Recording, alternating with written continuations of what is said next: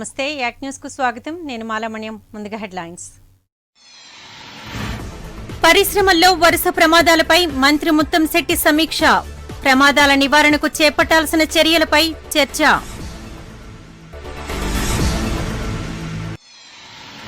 జిల్లాలో కొనసాగుతున్న corona terror. 47 మంది మృత్యువాత. 2562కు చేరిన పాజిటివ్ కేసుల సంఖ్య.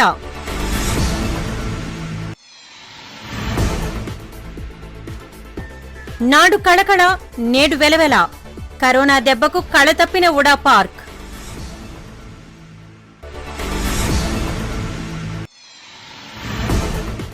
ప్రతిష్టాత్మక ఏయూకు ప్రసాద్ రెడ్డే పూర్తిస్థాయి వీసీ. ఊపందుకున్న ఊహాగానాలు.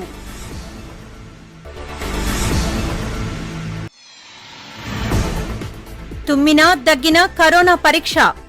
నిర్ధారణ పరీక్షా కేంద్రాల వద్ద భయాందోళనలతో ప్రజలు బారులు. ఇక వార్తల వివరాలు చూద్దాం. ప్రమాదకర పరిశ్రమల్లో వరుసగా చోటు చేసుకుంటున్న సంఘటనల నేపథ్యంలో జిల్లాలో పరిశ్రమలు, వాటిలో సంభవిస్తున్న ప్రమాదాలు, వాటి నివారణకు చేపట్టాల్సిన చర్యలపై రాష్ట్ర పర్యాటక శాఖ మంత్రి ముత్తంశెట్టి శ్రీనివాసరావు సమీక్షా సమావేశం నిర్వహించారు. జిల్లా అధికార యంత్రాంగం, పరిశ్రమల యాజమాన్యాలతో ప్రమాదాల నివారణపై విస్తృతంగా చర్చించారు. విశాఖపట్నం జిల్లాలోని పరిశ్రమల్లో జరుగుతున్న వరుస ప్రమాదాలు, వాటి నివారణ చర్యలపై రాష్ట్ర పర్యాటక శాఖ మంత్రి ముత్తంశెట్టి శ్రీనివాసరావు, జిల్లా కలెక్టర్ వి వినయ్ చంద్రులు వీఎంఆర్డీఏ బాలల ప్రాంగణంలో సమీక్షా సమావేశం నిర్వహించారు. పారిశ్రామికవేత్తలు, పారిశ్రామిక, పొల్యూషన్, జీవీఎంసీ తదితర శాఖల అధికారులతో చర్చించి పరిశ్రమల్లో వరుసగా చోటు చేసుకుంటున్న ప్రమాదాల నివారణకు చేపట్టాల్సిన చర్యలపై విస్తృతంగా చర్చించారు. ఈ సందర్భంగా మంత్రి ముత్తంశెట్టి మాట్లాడుతూ, విశాఖ జిల్లాలో జరుగుతున్న వరుస ప్రమాదాల కారణాలు, నివారణ చర్యలు, తీసుకోవాల్సిన జాగ్రత్తలు తదితర అనేక అంశాలతో నివేదిక తయారు చేసి ఆగస్టు నెలలో విజయవాడలో పరిశ్రమల శాఖ మంత్రి గౌతమ్ రెడ్డి అధ్యక్షతన జరగబోయే సమావేశంలో అందజేయనున్నట్లు తెలిపారు. ప్రపంచంలో కానీ మిగిలిన దేశాలు కానీ మరి మిగిలిన రాష్ట్రాలు మన దేశంలో కానీ ఒక స్టాండర్డ్ గైడ్లైన్స్ ఏమన్నాయి ఇండస్ట్రీ సేఫ్టీ మీద, సెక్యూరిటీ మీద అనేది నిర్ణయించమని టాస్క్ ఫోర్స్ కూడా వేశారు. టాస్క్ ఫోర్స్ కూడా అన్ని జనాలు చూస్తున్నారు, స్ట్రిక్ట్గా ఇంప్లిమెంట్ చేస్తున్నారు. సో వారి యొక్క ఆలోచన, వారి యొక్క ఎవరైతే భద్రతా ప్రమాణాలు పాటిస్తూ, ఎవరైతే పరిశ్రమల్ని పారదర్శకంగా నిర్వహిస్తున్నారో వారికి ప్రభుత్వం పూర్తి అండగా ఉంటుంది అని తెలియజేయడానికి ఈరోజు మీటింగ్ పెట్టుకుంది. అట్ ద సేమ్ టైం దానికి ఆ నిబంధనలు పాటించడానికి కానీ, భద్రతా ప్రమాణాలు పాటించడానికి కానీ స్టార్టింగ్ కొంత ఇన్వెస్ట్మెంట్ ఎక్కువ కావచ్చు. అయినా కూడా నేనేమంటానంటే మన ఏదో కొంచెం ఇన్వెస్ట్మెంట్ ఎక్కువ ఉంటుంది కదా అని మనం ఎక్కడైనా భద్రతా ప్రమాణాల విషయంలో కాంప్రమైజ్ అయితే తర్వాత జరగబోయే పరిణామాలకి దానికంటే అదంతా ఎక్కువ నష్టం జరుగుతుంది. మన మధ్య కూడా చూశారు, 2-3 ప్రమాదాలు జరగడం, వాళ్ళు చాలా ఎక్కువ మొత్తంలో కాంపన్సేషన్ ఇవ్వడం. అలాంటి పరిస్థితి రాకుండా ముందే మీరు ఆ ఇండస్ట్రీ సెక్యూరిటీ నామ్స్ ఏమన్నారు అవన్నీ కూడా మీరు టైం మీరే సెల్ఫ్ నియంత్రణతో పాటిస్తే తప్పనిసరిగా మీకు అలాంటి ఇబ్బంది ఉండదు. ఎందుకంటే మీరు కూడా లక్షల్లో, కోట్లలో పెట్టుబడి పెట్టిన తర్వాత మీ పరిశ్రమ 10 కాలాల పాటు చల్లగా నడవాలని, దానివల్ల 10 మందికి ఉద్యోగ ఉపాధి అవకాశాలు రావాలని, దానివల్ల మన విశాఖ జిల్లా కానీ రాష్ట్రం కానీ అభివృద్ధి చెందాలని ఈ ప్రభుత్వం తరఫున మనసా వాచ్యకరమని ఇండస్ట్రీస్ మినిస్టర్ గారు చెప్పాను, గౌతమ్ రెడ్డి గారు కూడా. ఇలా ముందుగా మేము మా గ్రౌండ్ లెవెల్లో ప్రాబ్లమ్స్ ఏమన్నాయో ఒకసారి రివ్యూ పెట్టి జిల్లా స్థాయిలో పెట్టిన తర్వాత మళ్ళీ రాష్ట్ర స్థాయిలో మన ఇండస్ట్రీస్ మినిస్టర్ గౌతమ్ రెడ్డి గారిని, ఇండస్ట్రీ సెక్రటరీ గారిగా ఉంది, మిగిలిన ఫైర్ సెక్రటరీస్, ఏపీఐసి అందరినీ కూడా ఒక 4 రోజుల్లో ఫస్ట్ వీక్ ఆగస్టులో పిలిచి పెడదామని. ఆ పెట్టే ముందు మీ ఇన్పుట్స్ తీసుకున్న రోజున అధికారుల సైడ్ నుంచి, మీ పారిశ్రామిక సైడ్ నుంచి, సిబ్బంది సైడ్ నుంచి తీసుకుని మనకి ఒక కన్క్లూజన్ వచ్చిన తర్వాత ఒక ఫైనల్గా స్టేట్ లెవెల్ అధికారులతో, మీ ఇండస్ట్రీస్ మినిస్టర్ తోటి రివ్యూ పెట్టుకుని దాని ప్రకారం ముందుకెళ్ళాలనేది నా ఆలోచన. దానికి ఈ రోజున మరి అధికారులు కానీ, ఫస్ట్ అధికారులు చెప్పండి, మీరు ఏమేమి చర్యలు తీసుకుంటున్నారు? జిల్లాపై కరోనా ఉధృతిని తగ్గించి కాస్త ఉపశమనాన్నిస్తోంది. గత 2 రోజులుగా కేసుల నమోదులో 2 అంకెల సంఖ్యకే పరిమితమవుతోంది. కొత్తగా 32 మంది వైరస్ బారిన పడగా ఒకరు మృత్యువాత పడ్డారు. దీంతో మొత్తం కోవిడ్ కేసుల సంఖ్య 2562కు చేరింది. అలాగే మృతుల సంఖ్య 47గా నమోదైంది. జిల్లాలో కరోనా శాంతిస్తోంది. తగ్గుముఖం పడుతున్న కేసులే ఇందుకు నిదర్శనం. గత 3 రోజుల నుంచి 2 అంకెలలో మాత్రమే కేసులు నమోదవుతుండటంతో ప్రజలు కాస్త ఊరట చెందుతున్నారు. అయితే మృతుల సంఖ్య మాత్రం అంతకంతకు పెరుగుతూ ఆందోళన కలిగిస్తోంది. వైరస్ బారిన పడి మరొకరు మృతి చెందగా మరణాల సంఖ్య 47కు చేరింది. జిల్లాలో తాజాగా మరో 32 కేసులు నమోదయ్యాయి. ఈ నెలలో ఇప్పటివరకు అత్యల్ప కేసులు నమోదవటం ఇదే ప్రథమం. దీంతో పాజిటివ్ కేసుల సంఖ్య 2562కు చేరింది. కొత్త కేసుల్లో అనకాపల్లిలో 5, మల్కాపురంలో 3, ఆరిలోవలో 2, బర్మా కాలనీలో 2 కేసులు నమోదయ్యాయి. ఇప్పటివరకు 1644 మంది డిశ్చార్జి కాగా 871 మంది వివిధ ఆసుపత్రుల్లో చికిత్స పొందుతున్నారు. విశాఖ సాగర్ తీరంలో పర్యాటకులను ఎక్కువగా ఆకర్షించే ఉడా పార్క్ కరోనా దెబ్బకు మూతపడింది. పర్యాటకులతో అనునిత్యం కళకళలాడే ఉడా పార్క్ సందర్శకుల తాకిడి లేక వెలవెలబోతోంది. లాక్డౌన్ కారణంగా మూసివేసిన ఈ పార్క్ తెరవకపోవడంతో ఈ ప్రాంతమంతా నిర్మానుష్యంగా తయారైంది. టూరిజం శాఖ ఆదేశాలతో ఆగస్టు 1 నుంచి తిరిగి తెరుచుకుంటే మరలా పూర్వ సందడి నెలకొనే అవకాశం ఉంది.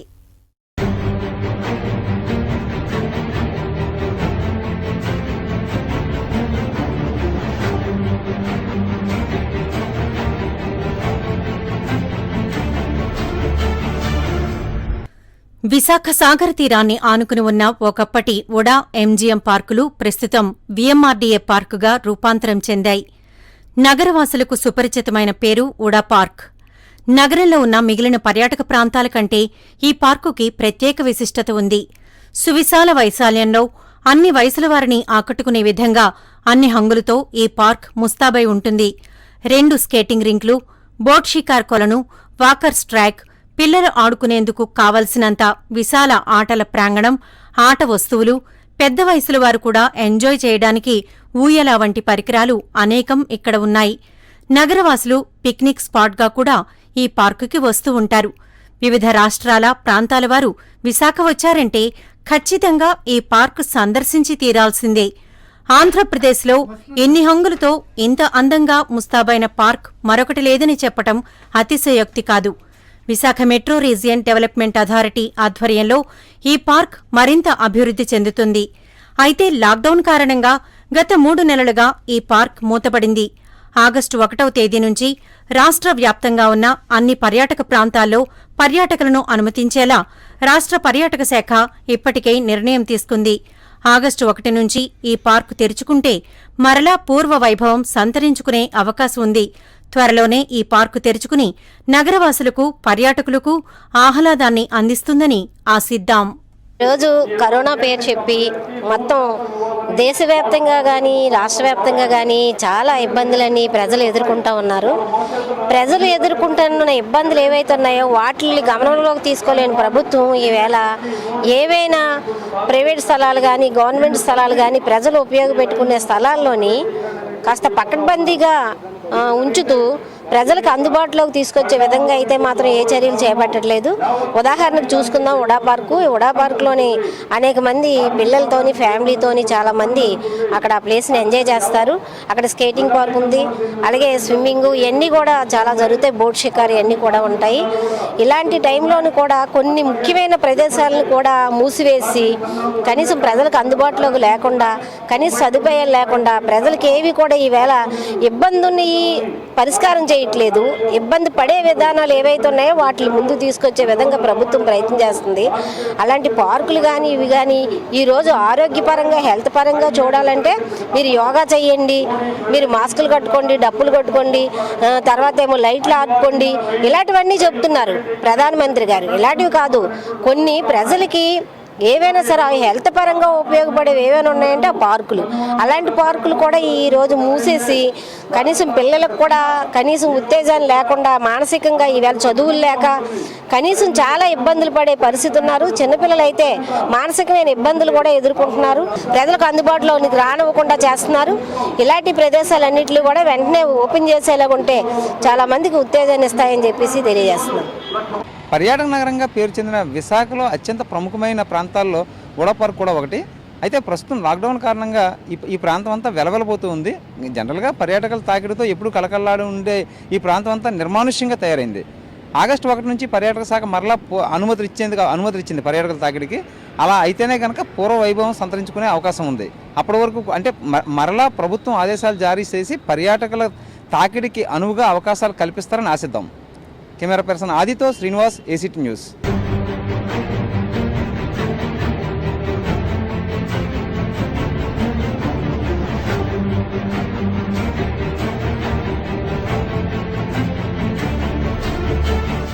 ఆంధ్ర విశ్వవిద్యాలయం ప్రసాదరెడ్డి నియామకం జరిగి నేటితో సంవత్సర కాలం పూర్తయింది. పూర్తిస్థాయి వీసీ నియామకం జరిపి ఏయూ అభివృద్ధికి మరింత తోడ్పాటు అందించాలని విద్యార్థులు ప్రభుత్వాన్ని కోరుతున్నారు.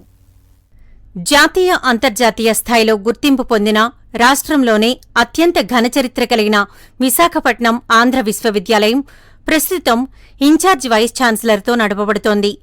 కంప్యూటర్ సైన్స్ విభాగానికి చెందిన పీవీజీడీ ప్రసాద్ రెడ్డిని ఇన్ఛార్జ్ వీసీగా గత సంవత్సరం జూలై 17న ప్రభుత్వం నియమించింది. అయితే అప్పటికి వీసీగా పనిచేసిన నాగేశ్వరరావు పదవీ విరమణ జరగడంతో కొత్తగా ఏర్పడిన వైసీపీ ప్రభుత్వం ప్రసాద్ రెడ్డిని ఇన్ఛార్జి వీసీగా నియామకం చేసింది. అయితే పూర్తి స్థాయిలో వీసీ నియామకం కోసం గత ఆగస్టులో వేసిన సెర్చ్ కమిటీ గవర్నర్ ప్రభుత్వానికి నివేదిక ఇచ్చారు. అయితే అనూహ్యంగా ఆ కమిటీని ప్రభుత్వం రద్దు చేసి మరలా ఈ మార్చి నెలలో రెండోసారి సెర్చ్ కమిటీని నియమించింది.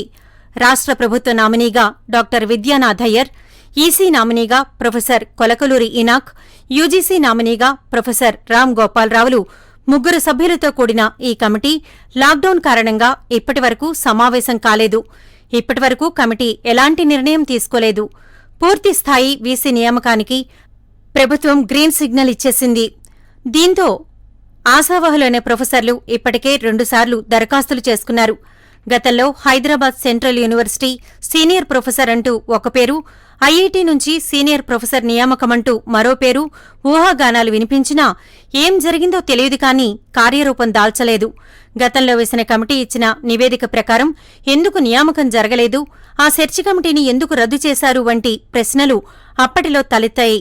అయితే వైసీపీ ప్రభుత్వ ఏర్పాటులో ముఖ్య భూమిక పోషించి అప్పటి టీడీపీ ప్రభుత్వంతో విధానపరమైన అంశాలతో విభేదించి ఎన్నో ఇబ్బందులు ఎదుర్కొని వైసీపీ సానుభూతిపరుడిగా పేరున్న ఇన్ఛార్జి వీసీ ప్రసాద్ రెడ్డినే పూర్తిస్థాయి వైస్ ఛాన్సలర్గా నియమించాలని ప్రభుత్వం భావిస్తున్నట్లు ఊహాగానాలు వినిపిస్తున్నాయి. విద్యార్థుల నుంచి కూడా ప్రసాద్ రెడ్డి నియామకానికే మొగ్గు చూపుతున్నారు. అత్యంత ప్రతిష్టాత్మకమైన ఆంధ్ర యూనివర్సిటీకి త్వరలోనే పూర్తిస్థాయి వైస్ ఛాన్సలర్ నియామకం చేయాలని, తద్వారా మరింత అభివృద్ధికి ప్రభుత్వం కృషి చేయాలని ఆకాంక్షిద్దాం. అంతర్జాతీయంగా గుర్తింపు పొందిన విశాఖపట్నం ఆంధ్ర విశ్వవిద్యాలయం గత సంవత్సర కాలంగా ఇన్ఛార్జ్ వైస్ ఛాన్సలర్తో అయితే కొనసాగుతూ ఉంది, నడపబడుచూ ఉంది. అయితే ప్రస్తుతం దీనికి పూర్తిస్థాయి వైస్ ఛాన్సలర్ నియామకం జరిగి ఈ విశ్వవిద్యాలయం అభివృద్ధికి మరింత కృషి చేయాలని ప్రభుత్వాన్ని అయితే కోరుచూ ఉన్నారు ఇక్కడ విద్యార్థులంతా. ఆ దిశగానే 2 సార్లు సెర్చ్ కమిటీ వేయడం జరిగింది. గత మార్చి నెలలో వేసిన సెర్చ్ కమిటీ కోవిడ్ కారణంగా సమావేశం కూడా జరగలేదు. అతి తొందరలోనే సెర్చ్ కమిటీ నివేదిక పూర్తి చేసి ప్రభుత్వానికి అందించి ఇక్కడికి పూర్తిస్థాయి వీసీ నియామకం జరుగుతుందని అయితే ఆశిద్దాం. కెమెరా పర్సన్ సూర్యతో శ్రీనివాస్, ఏసీటీ న్యూస్. మహమ్మారి కరోనాకు ప్రజలు భయపడిపోతున్నారు. సాధారణ జలుబు, జ్వరం లాంటి లక్షణాలు కనిపించినా ఆందోళనకు గురవుతున్నారు. కరోనా లక్షణాలేమో అన్న అనుమానంతో టెస్టింగ్ సెంటర్ల వద్ద బారులు తీరుతున్నారు. కరోనా నిబంధనలకు తిలోదకాలిస్తున్నారు.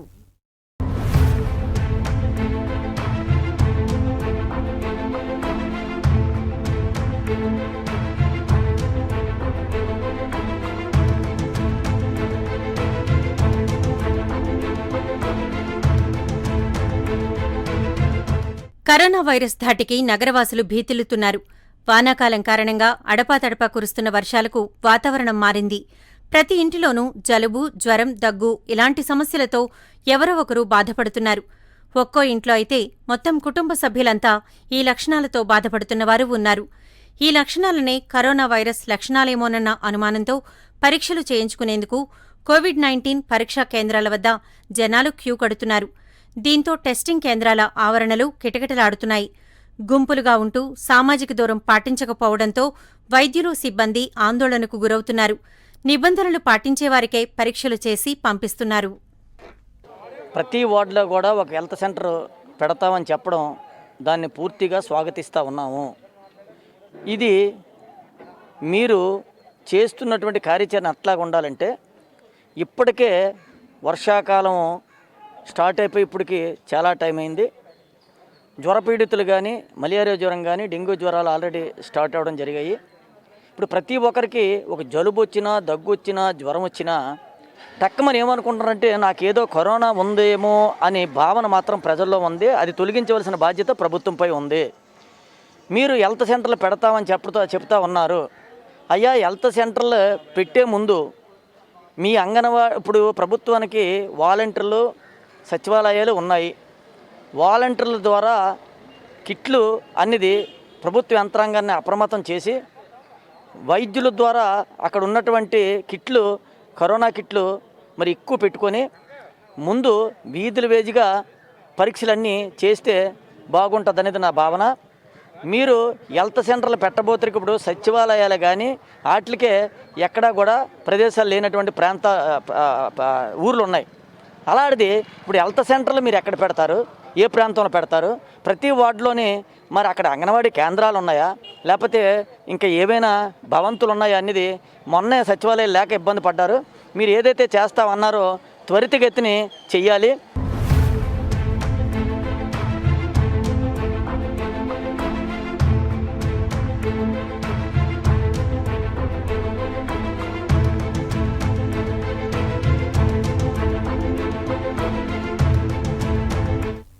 అర్బన్ జిల్లా టీడీపీ అధ్యక్షుడు వాసుపల్లి గణేష్ కుమార్ జగన్ సర్కార్ పాలనా వైఫల్యాలను ఎండగట్టారు.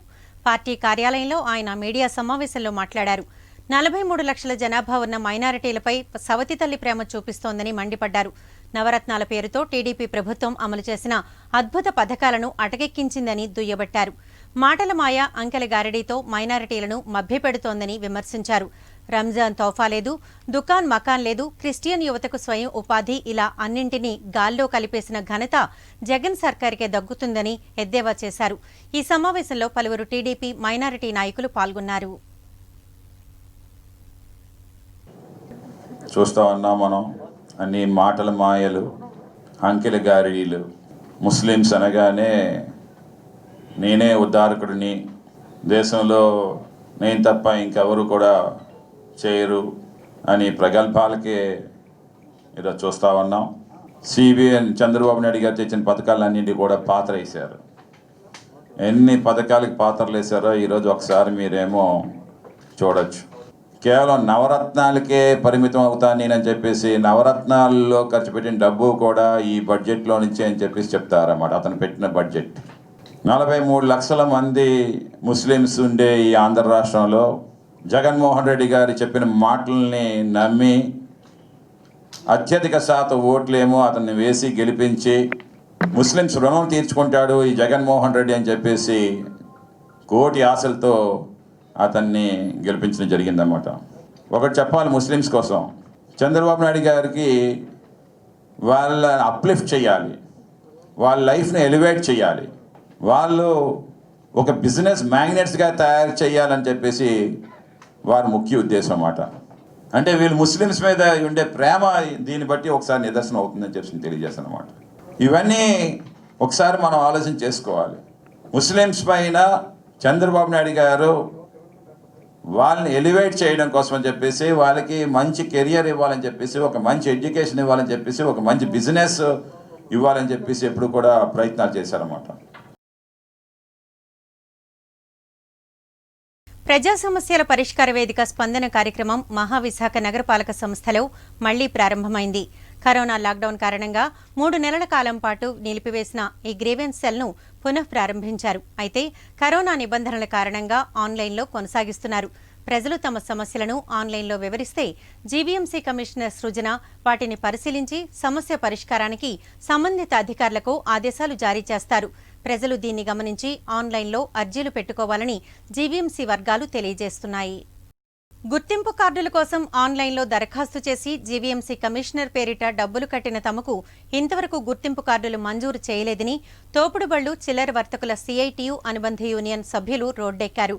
యూనియన్ ఆధ్వర్యంలో జీవీఎంసీ గాంధీ విగ్రహం వద్ద నిరసన కార్యక్రమం చేపట్టారు. ఈ సందర్భంగా యూనియన్ కార్యదర్శి సింహాచలం మాట్లాడుతూ గతంలో గుర్తింపు కార్డులు జారీ చేసిన సుమారు 1000 మందికి ఆధార్ అనుసంధానం చేయకపోవడంతో కేంద్ర ప్రభుత్వం ఇచ్చే లోన్లకు అనర్హులయ్యారని ఆవేదన వ్యక్తం చేశారు. ఈరోజు జీవీఎంసీ వారు కార్డులు మంజూరు చేస్తామని చెప్పి ఈ రోజు వరకు మంజూరు చేయలేదు. గత 8 నెలలు కావస్తుంది మేము చలాన్లు కట్టించి ఉన్నాము. ఈరోజు కూడా కార్డులు మంజూరు చేయలేదండి. దాన్ని వెంటనే కార్డులు మంజూరు చేస్తారని జీవీఎంసీ వారిని కోరుకుంటున్నాం. అలాగే ఇంతకు మునుపు గత 2018 కార్డులు రెన్యువల్ చేసుకునేటప్పుడు 3600 కార్డులు ఒక డిపిఓ గారు సింహాచలం గారు ఉన్న టైంలో చేశారు. కొన్ని అందులో ఫేక్ కార్డులుగా చూపిస్తుంది. అంటే నెట్లో పేరేమీ లేదు. ఈరోజు కేంద్ర రాష్ట్ర ప్రభుత్వాలు 10,000 రూపాయలు లోన్ మంజూరు చేశారు. ఈరోజు కార్డు తీసుకొని రమ్మంటే అందులో కార్డులో పేరు కానీ ఏమీ లేవండి కొన్నిటిల్లో. దాన్ని వెంటనే అది ఎందుకు లేదు కారణం ఏంటని జీవీఎంసీ వారు పట్టించుకొని మా కార్డులు రిలీజ్ చేస్తారని మేము కోరుకుంటున్నాం. 1,000 రూపాయలు అందరికీ ఉచితంగా ఇచ్చారు. కొన్ని రంగాలకి మాకెందుకు ఉచితంగా ఇవ్వలేదు, లోన్ రూపంగా ఇస్తారని మేము కోరుకుంటున్నాం. దీన్ని వెంటనే ఫ్రీగా ప్రకటించాలని కేంద్ర రాష్ట్ర ప్రభుత్వాలు మేము హెచ్చరిక చేస్తూ మేము వాళ్ళకి కోరుకుంటున్నాం. రామబంటు ఆంజనేయ స్వామి అతిపెద్ద విగ్రహాన్ని నగరంలో ఏర్పాటుకు సన్నాహాలు చేస్తున్నారు. నగర పరిధి సీతమ్మధార క్షత్రియ కళ్యాణ మండపం ఎదురుగా ఉన్న కొండపై ఈ విగ్రహం నిర్మాణం చేపట్టారు. 2 కోట్ల రూపాయల వ్యయంతో ఈ విగ్రహాన్ని నిర్మిస్తున్నారు. ఇప్పటి వరకు తాటిచెట్లపాలెం విగ్రహమే అతిపెద్దది కాగా నగరంలో మరొకటి రూపుదిద్దుకుంటోంది.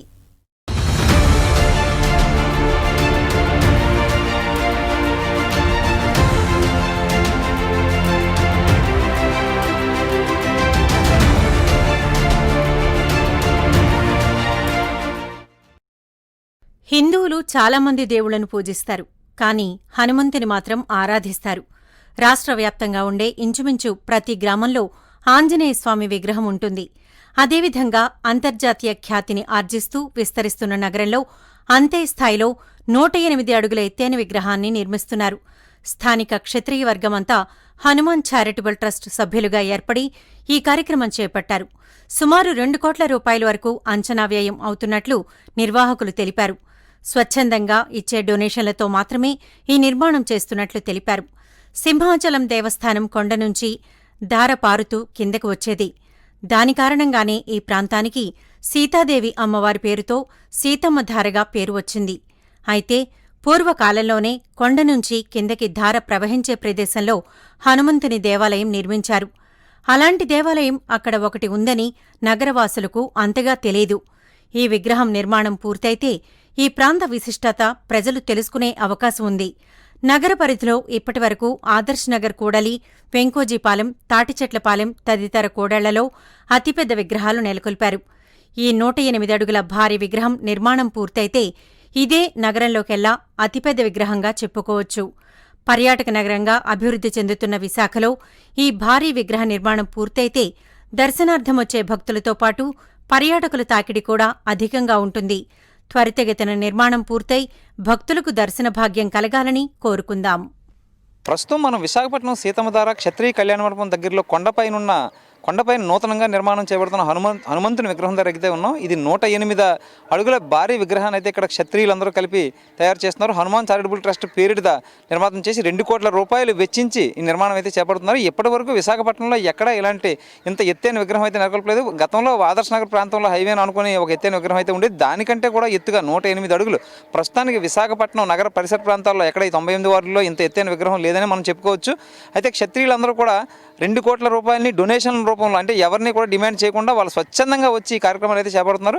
దీనికి సీతమ్మ దార అనే పేరు రావడానికి కూడా ఈ కొండపైన ఒక దారి ఉండేది. దారి దగ్గర హనుమాన్ గుడి కూడా, చిన్న గుడి ఉంది. అది ఎప్పటి నుంచో ఉంది. అంటే ఈ ప్రాంతం స్టార్ట్ అయినప్పటి నుంచి కూడా, అంటే అక్కడ దార వచ్చి ఆ కొండలోంచి వచ్చిన దార, మనకి వెనకాతలు కనిపిస్తున్న సింహాచలం కొండ ఏదైతే ఉందో, విగ్రహం వెనకాతలు కనిపించే సింహాచలం కొండ నుంచి దార అయితే వస్తూ కిందకు పోతూ ఉండేది. సీతమ్మ వారు కొలువే ఉన్నారని సీతమ్మ దారని ఈ ప్రాంతానికి పేరు. అక్కడ దార కిందకి దొర్లే ప్రాంతంలోనే చిన్న హనుమాన్ విగ్రహం కూడా కట్టారు. ఆ విగ్రహాన్ని బేస్ చేసుకునే దాన్ని ఇక్కడ కూడా, అంటే హిందువుల ఆరాధ్య దైవంగా కొలిచే హనుమంతుడి విగ్రహం ఇక్కడ నెలకొల్పడం జరిగింది. ఈ ప్రాంతవాసులంతా కూడా, అంటే ఈ ప్రాంతం కూడా ఇంకా మరింత అభివృద్ధి చెందే అవకాశం ఉంది. యాక్చువల్గా మనం చూసుకున్నట్టయితే కొంచెం మరింత వివరాల్లోకి వెళ్తే హిందువులు చాలా దేవుళ్ళని పూజిస్తూ ఉంటారు. చాలామంది పుణ్యక్షేత్రాలు అయితే ఉన్నాయి. తిరుపతిలో వెంకటేశ్వర స్వామి ఉన్నారు, అలాగే అన్నవరం సత్యనారాయణ స్వామి, సింహాద్రి అప్పన్న స్వామి, ఇలా పుణ్యక్షేత్రాలు అయితే ఉన్నాయి. కానీ హనుమంతుడి కంటే ఎలాంటి పుణ్యక్షేత్రము లేకపోయినప్పటికీ ప్రతి గ్రామంలో కూడా హనుమంతుని విగ్రహం అయితే ఉంటుంది. కారణం ఏంటంటే మనం ఇంకొంచెం ముందుకు పోతే గ్రామాల్లో రాములవారి కోవిలు ఉంటుంది. రాములవారి కోవిలు ఉంది అంటే ఖచ్చితంగా అక్కడ హనుమంతుని విగ్రహం కానీ హనుమంతుడికి పూజ చేయడం కానీ జరుగుతూ ఉంటుంది. ఆ నియమం ఎప్పటి నుంచో, అంటే పురాణాలు పుట్టిన దగ్గర నుంచి ఆ నియమం వస్తూనే ఉంది.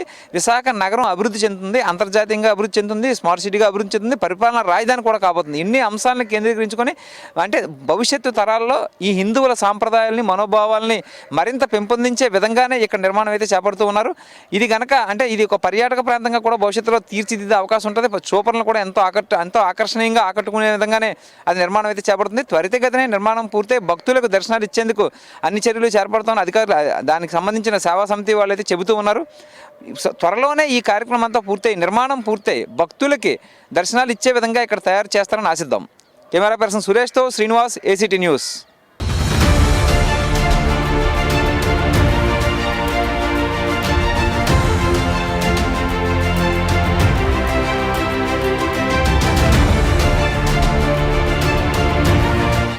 విశాఖ నుండి తక్షణమే పాలనను ప్రారంభించాలని స్థానిక పరిరక్షణ సేవా సమాఖ్య డిమాండ్ చేసింది.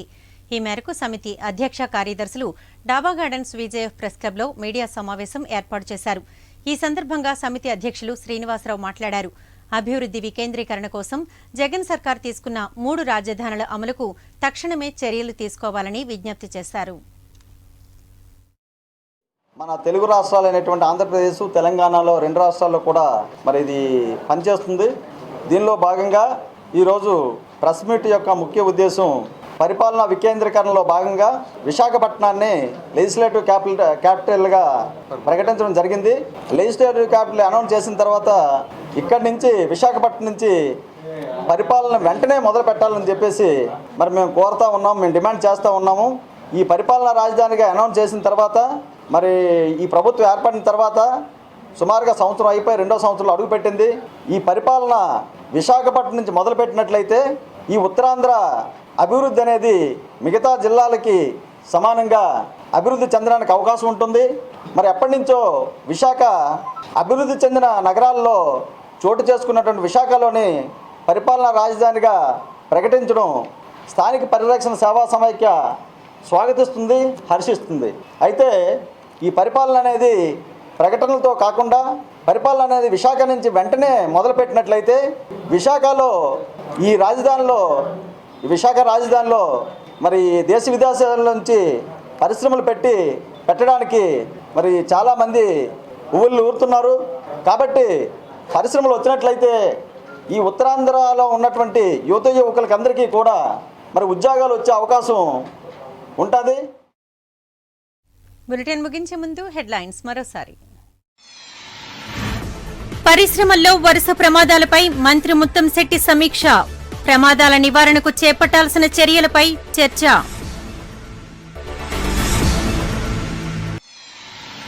జిల్లాలో కొనసాగుతున్న కరోనా టెర్రర్. 47 మంది మృత్యువాత 2562కు చేరిన పాజిటివ్ కేసుల సంఖ్య.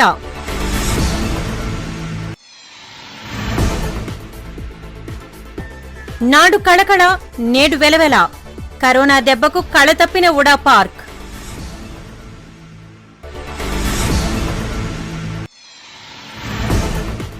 ప్రతిష్టాత్మక ఏయూకు ప్రసాద్ రెడ్డే పూర్తిస్థాయి వీసీ. ఊపందుకున్న ఊహాగానాలు.